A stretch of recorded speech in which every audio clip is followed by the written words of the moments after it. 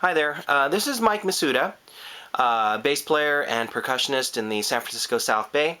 And what I wanted to show you today is one of the basses that I employ on a regular basis for my gigs.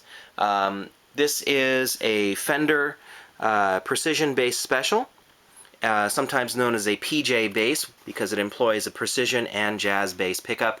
But I made some modifications since buying it back in 2008. I bought this on Craigslist off a guy in Petaluma, and originally when I bought this, the stock bass was kind of beat up. The frets were corroded, and there was all sorts of gunk on the fretboard. Had stock pickups, stock knobs, stock bridge, basically everything, and the pickguard itself was also an anodized aluminum with a gold finish on there, which is kind of beat up. And so I figured, let me remove that and fix this thing up. And so, with a little bit of polish, I was able to get it all cleaned up. And using steel wool on the frets, I was able to polish it to, to a very clean finish. Now, the modifications I made to this thing, cosmetically, I put in a few things. We have this pickguard here, this tortoiseshell plastic pickguard that I put in. It gives it more of a vintage look. And this thing here, known as the tug bar or finger rest, I put this in as well to give it more of the authentic look of the 1962 precision bass. But since this is a PJ bass, I figured to go all out and modify it to my specifications.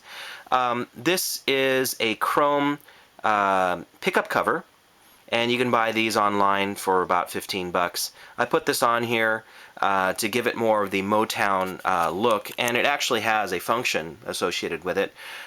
When James Jamerson, the bass player for Motown, played bass for the Motown folks, he would employ only one finger to basically pluck out all the lines. So if you listen to like Motown's Marvin Gaye's What's Going On, he was plucking it essentially with this one finger, and it was nicknamed the hook. Okay, but the pickup underneath is a vintage 1962 Fender precision bass pickup.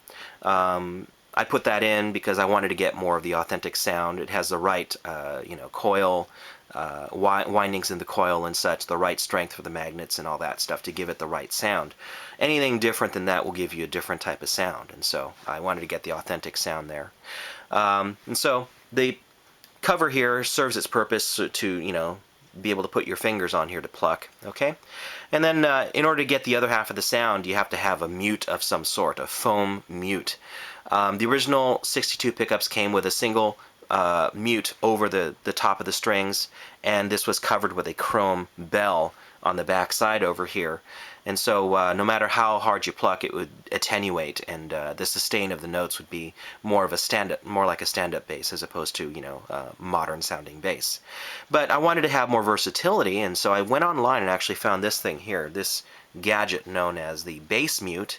And the bass mute essentially takes the place of the foam mute for the precision bass or jazz bass or whatever. You can buy these in 4, 5, or 6 string configurations, but essentially what this is, there are these 4 foam pieces here, and they are attached by Allen screws onto this this rod here with a spring loaded, of course. And this switch here essentially moves the foam mutes into place, engages them at 2 different settings, so you can have them push into the side of the string at 1 strength or even stronger. Okay, and so this basically cuts the sustain somewhat, and so without it, you get a very long sustain, and with it engaged, let me go ahead and put it on maximum here.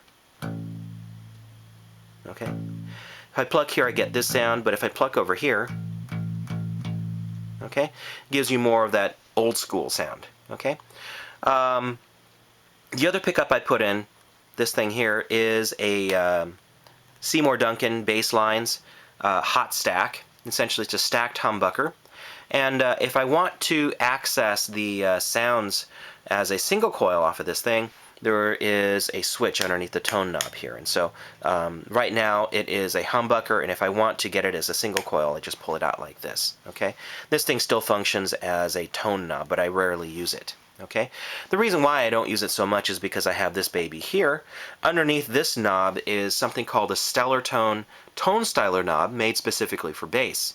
If you went online and look up stellar tone, STELLARTONE, you'll see that this thing is actually a passive circuit built into the knob mechanism itself, and has basically different configurations of capacitors and inductors to provide different filters for the output of the bass. And so by turning that knob, this knob here, you can get all sorts of different tones. There's like 16 different settings for the tone configurations, and so it gives a lot of versatility in the sound just with that one knob.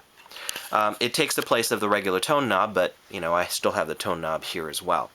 Now, to access the volume of both of these and to adjust the balance of these things here, I use this setup here. This was originally a single knob, but I put in a stacked potentiometer, meaning that there's two potentiometers here, one for the outside knob and one for the inside knob. The outside knob controls the volume of this pickup.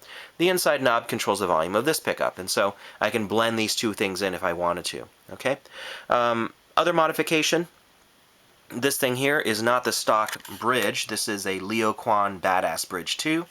And there's notched saddles here, so I can actually bring the spacing of the strings in a little bit closer for my needs. My fingers are not as long as Jamerson's, and so I want a little bit more.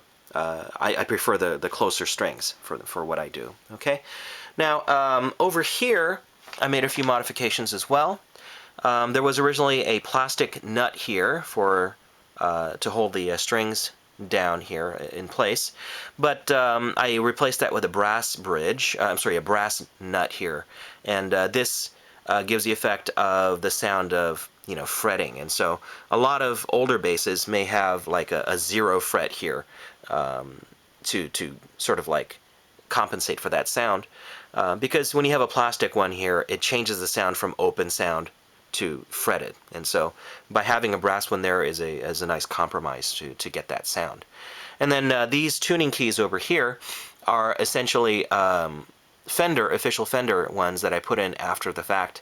The stock ones were kind of thin and flimsy, and I figured, okay, they worked, but these actually look cooler because if you look at the back here, they have the F of the Fender and they are closed as opposed to open. And so, which means that the mechanism here has that F logo on top of it, as opposed to just having the exposed metal tuning key there. Okay, and so these are the modifications I made to this bass. So it doesn't look like the stock bass at all anymore at this point. It looks more like a Fender 62 vintage bass. But with all the secret bells and whistles, the secret ninja switches that I put in, and the bridge and the bass mute and such, and the two different kinds of pickups there, it gives a lot of versatility to the sound. And so this is what I was looking for in terms of the bass that I wanted. And so this is my my standard bass, I guess, for what I do in the pop gigs and such. Okay, thanks for watching.